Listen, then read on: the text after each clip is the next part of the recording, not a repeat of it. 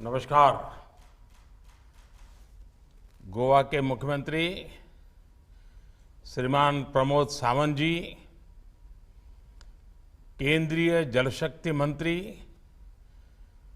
श्रीमान गजेंद्र सिंह शेखावत जी, गोवा सरकार के अन्य मंत्रीगण, अन्य महानुभाव, देवी और सज्जनों, आज एक बहुत ही महत्वपूर्ण और पवित्र दिवस है। देश भर में श्री कृष्ण जन्माष्टमी की धूम है। सभी देशवासियों को, दुनिया भर में फैले भगवान श्री कृष्ण के भक्तों को बहुत बहुत बधाई। जय श्री कृष्ण। आज का ये कार्यक्रम गोवा में हो रहा है, लेकिन आज मैं सभी देशवासियों के साथ देश की 3 बड़ी उपलब्धियों को साझा करना चाहता हूं। और ये बात मैं पूरे देश के लिए कहना चाहता हूं। भारत की इन उपलब्धियों के बारे में जब मेरे देशवासी जानेंगे, मुझे पक्का विश्वास है उनको बहुत गर्व होगा और विशेषकर हमारी माताओं बहनों को बहुत गर्व होगा। अमृत काल में भारत जिन विशाल लक्ष्यों पर काम कर रहा है, उससे जुड़ी 3 अहम पड़ाव हमने आज पार किए हैं। पहला पड़ाव, आज देश के 10 करोड़ ग्रामीण परिवार पाइप से स्वच्छ पानी की सुविधा से जुड़ चुके हैं। 10 करोड़ ग्रामीण परिवार एक घर जल पहुंचाने की सरकार के अभियान की एक बहुत बड़ी सफलता है। ये सबका प्रयास का बेहतरीन उदाहरण भी है। मैं इस उपलब्धि के लिए हर देशवासी को और विशेषकर माताओं बहनों को बधाई देता हूं। साथियों, देश ने और विशेषकर गोवा ने आज एक उपलब्धि हासिल की है। आज गोवा देश का पहला राज्य बना है जिसे हर घर जल सर्टिफाई किया गया है। दादरा नगर हवेली एवं दीव और दमन भी हर घर जल सर्टिफाइड केंद्र शासित प्रदेश बन गए हैं। बीते कुछ वर्षों में देश के हर बड़े मिशन में गोवा अग्रणी भूमिका निभाता जा रहा है। मैं गोवा की जनता को, प्रमोद जी और उनकी पूरी टीम को, गोवा की सरकार को, स्थानीय स्वराज की संस्थाओं को, हर किसी को बहुत बहुत शुभकामनाएं देता हूं। आपने जिस प्रकार हर घर जल मिशन को आगे बढ़ाया है, वह पूरे देश को प्रेरित करने वाला है। मुझे खुशी है कि आने वाले महीनों में कई और राज्य इस सूची में जुड़ने वाले हैं। साथियों, देश की तीसरी उपलब्धि स्वच्छ भारत अभियान से जुड़ी है। कुछ साल पहले सभी देशवासियों के प्रयासों से देश खुले में शौच से मुक्त घोषित हुआ था। इसके बाद हमने संकल्प लिया था कि गांवों को ओडीएफ प्लस बनाएंगे, यानी community toilets, plastic waste management, grey water management, Gobardhan projects, ऐसी सुविधाएं विकसित की जाएगी। इसको लेकर भी देश ने अहम माइलस्टोन हासिल किया है। अब देश के अलग अलग राज्यों के 1 लाख से ज्यादा गांव ओडीएफ प्लस हो चुके हैं। इन तीनों अहम पड़ाव को पार करने वाली सभी राज्यों को, सभी गांवों को हम जितनी बधाई दें उतनी कम है। साथियों, आज दुनिया की बड़ी बड़ी संस्थाएं कह रही हैं कि 21वीं सदी की सबसे बड़ी चुनौतियों में से एक चुनौती वाटर सिक्योरिटी की होगी। पानी का अभाव विकसित भारत के संकल्प की सिद्धि में भी बहुत बड़ा अवरोध बन सकता है। बिना पानी सामान्य मानवी, गरीब, मध्यम वर्ग, किसान और उद्योग धंधों सबको नुकसान होता है। इस बड़ी चुनौती से निपटने के लिए सेवा भाव से, कर्तव्य भाव से 24 घंटे काम करने की जरूरत है।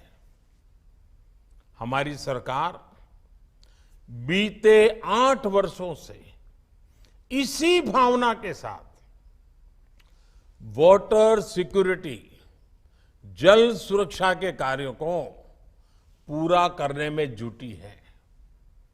ये सही है कि सरकार बनाने के लिए उतनी मेहनत नहीं करनी पड़ती, लेकिन देश बनाने के लिए कड़ी मेहनत करनी होती है और सबके प्रयास से होती है। हम सभी ने देश बनाने का रास्ता चुना है, इसलिए देश की वर्तमान और भविष्य की चुनौतियों का लगातार समाधान कर रहे हैं। जिन्हें देश की परवाह नहीं होती, उन्हें देश का वर्तमान बिगड़े या भविष्य कोई फर्क नहीं पड़ता। ऐसे लोग पानी के लिए बड़ी बड़ी बातें जरूर कर सकते हैं, लेकिन कभी पानी के लिए एक बड़े विजन के साथ काम नहीं कर सकते। साथियों, आजादी के अमृत काल में वाटर सिक्योरिटी, जल सुरक्षा भारत की प्रगति के सामने चुनौती न बने, इसके लिए बीते 8 वर्षों से जल सुरक्षा पर विशेष बल दिया गया है। कैच द रेन हो, अटल भूजल योजना हो, देश के हर जिले में 75 अमृत सरोवरों का निर्माण हो, नदियों को जोड़ना हो, या फिर जल जीवन मिशन, इन सबका लक्ष्य है देश के जन जन को जल सुरक्षा। कुछ दिन पहले ही एक खबर आई है कि भारत में अब रामसर साइट्स यानी वेटलैंड्स की संख्या भी बढ़कर 75 हो गई है। इनमें से भी 50 साइट्स पिछले 8 वर्षों में ही जोड़ी गई है। यानी वाटर सिक्योरिटी के लिए भारत चौतरफा प्रयास कर रहा है और इसके हर दिशा में नतीजे भी मिल रहे हैं। साथियों, पानी और पर्यावरण के प्रति यही प्रतिबद्धता जल जीवन मिशन के 10 करोड़ के पड़ाव में भी झलकती है। अमृत काल की इससे बेहतर शुरुआत नहीं हो सकती है। सिर्फ 3 साल के भीतर जल जीवन मिशन के तहत 7 करोड़ ग्रामीण परिवारों को पाइप के पानी की सुविधा से जोड़ा गया है। ये कोई सामान्य उपलब्धि नहीं है। आजादी के 7 दशकों में देश के सिर्फ 3 करोड़ ग्रामीण परिवारों के पास ही पाइप से पानी की सुविधा उपलब्ध थी।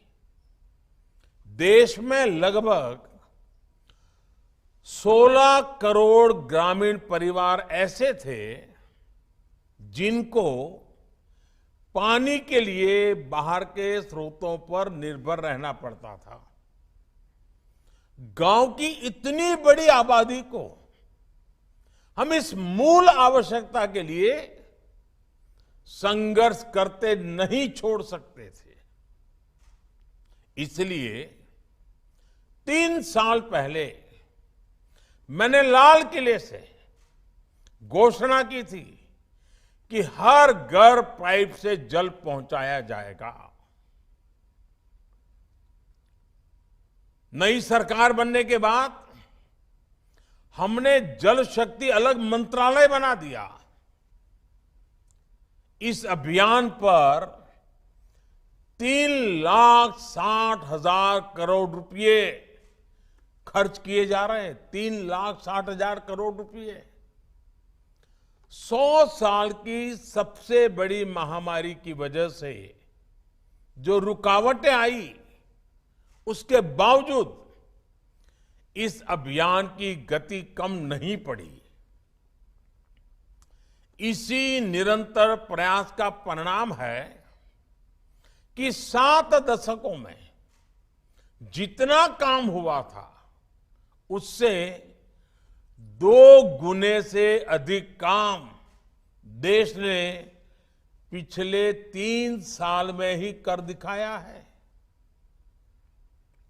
ये उसी मानव केंद्रित विकास का उदाहरण है जिसकी बात मैंने इस बार लाल किले से की है। हर घर जल जब पहुंचता है तो सबसे अधिक लाभ हमारी बहनों को होता है, भावी पीढ़ी को होता है। कुपोषण के विरुद्ध हमारी लड़ाई मजबूत होती है। पानी से जुड़ी हर समस्या की सबसे अधिक भुक्तभोगी हमारी माताएं बहनें होती हैं। इसलिए इस मिशन के केंद्र में भी हमारी बहन बेटियां ही है। जिन घरों में शुद्ध पेयजल पहुंचा है वहां अब बहनों का समय बच रहा है। परिवार के बच्चों को दूषित जल की वजह से होने वाली बीमारियां भी कम हो रही है। साथियों, जल जीवन मिशन सच्चे लोकतंत्र का, पूज्य बापू ने जिस ग्राम स्वराज का सपना देखा था उसका भी उत्तम उदाहरण है। मुझे याद है जब मैं गुजरात में था तो कच्छ जिले में माताओं बहनों को पानी से जुड़े विकास कार्यों का दायित्व सौंपा गया था। यह प्रयोग इतना सफल रहा था कि इसे अंतर्राष्ट्रीय स्तर पर अवार्ड भी मिला था। आज यही प्रयोग जल जीवन मिशन की भी अहम प्रेरणा है। जल जीवन अभियान सिर्फ सरकारी स्कीम नहीं है, बल्कि समुदाय द्वारा समुदाय के लिए चलाई जा रही योजना है। साथियों, जल जीवन मिशन की सफलता की वजह उसके 4 मजबूत स्तंभ हैं। पहला, जन भागीदारी, पीपल्स पार्टिसिपेशन। दूसरा, साझेदारी, हर स्टेक होल्डर की पार्टनरशिप। तीसरा, राजनीतिक इच्छा शक्ति, पॉलिटिकल विल। और चौथा, संसाधनों का पूरा इस्तेमाल, ऑप्टिमम यूटिलाइजेशन ऑफ रिसोर्सेज। भाइयों और बहनों, जल जीवन मिशन में जिस तरह पंचायतों को, ग्राम सभाओं को, गांव के स्थानीय लोगों को शामिल किया गया है, जिस तरह उन्हें अनेक जिम्मेदारियां सौंपी गई हैं, यह अपने आप में अभूतपूर्व है। हर घर पाइप से जल पहुंचाने के लिए जो कार्य होते हैं, उसमें गांव के लोगों का सहयोग लिया जाता है। गांव के लोग ही अपने गांव में जल सुरक्षा के लिए विलेज एक्शन प्लान बना रहे हैं।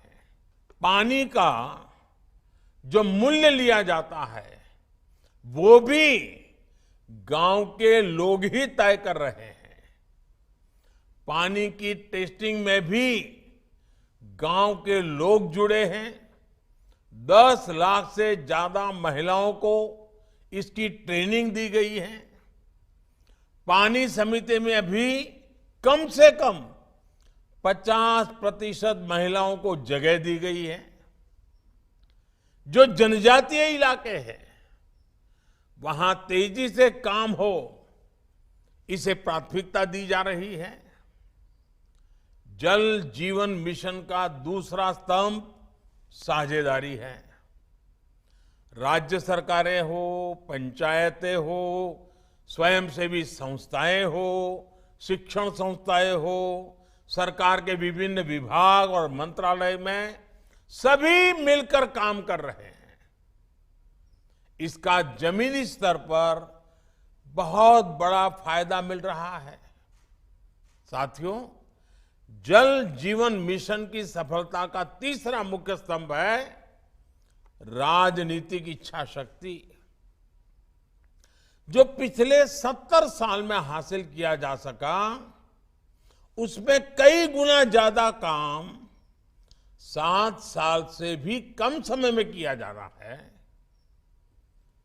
कठिन लक्ष्य है, लेकिन ऐसा कोई लक्ष्य नहीं जो भारत के लोग ठान लें और उसे प्राप्त ना कर सके। केंद्र सरकार, राज्य सरकारें, पंचायतें सभी इस अभियान को तेजी से पूरा करने में जुटी है। जल जीवन मिशन संसाधनों के सही इस्तेमाल पर, ऑप्टिमम यूटिलाइजेशन ऑफ रिसोर्सेज पर भी उतना ही बल दे रहा है। मनरेगा जैसी योजनाओं के वो कार्य जो जल जीवन मिशन को गति देते हैं, उनसे भी मदद ली जा रही है। इस मिशन के तहत जो कार्य हो रहा है, उससे गांवों में बड़े पैमाने पर रोजगार के नए अवसर भी बन रहे हैं। इस मिशन का एक लाभ ये भी होगा कि जब हर घर में पाइप से जल पहुंचने लगेगा, सैचुरेशन की स्थिति आ जाएगी, तो पक्षपात और भेदभाव की गुंजाइश भी उतनी ही समाप्त हो जाएगी। साथियों, इस अभियान के दौरान जो पानी के नए स्रोत बन रहे हैं, टैंक बन रहे हैं, वाटर ट्रीटमेंट प्लांट बन रहे हैं, पंप हाउस बन रहे हैं, सभी की जियो टैगिंग भी हो रही है। पानी की आपूर्ति और गुणवत्ता का उसकी मॉनिटरिंग के लिए आधुनिक टेक्नोलॉजी यानी इंटरनेट ऑफ थिंग्स सॉल्यूशन का उपयोग करने की भी शुरुआत हुई है।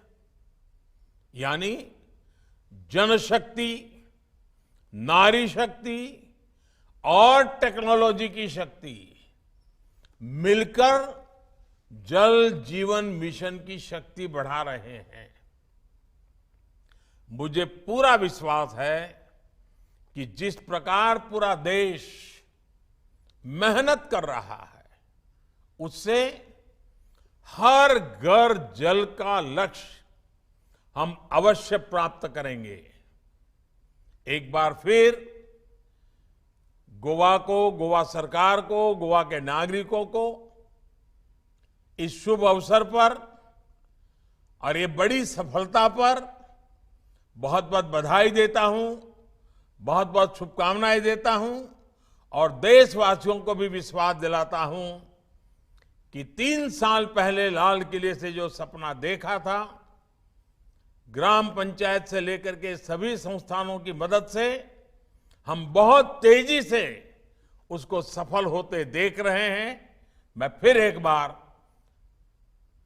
कृष्ण जन्माष्टमी की शुभकामनाएं देते हुए मेरी वाणी को विराम देता हूं।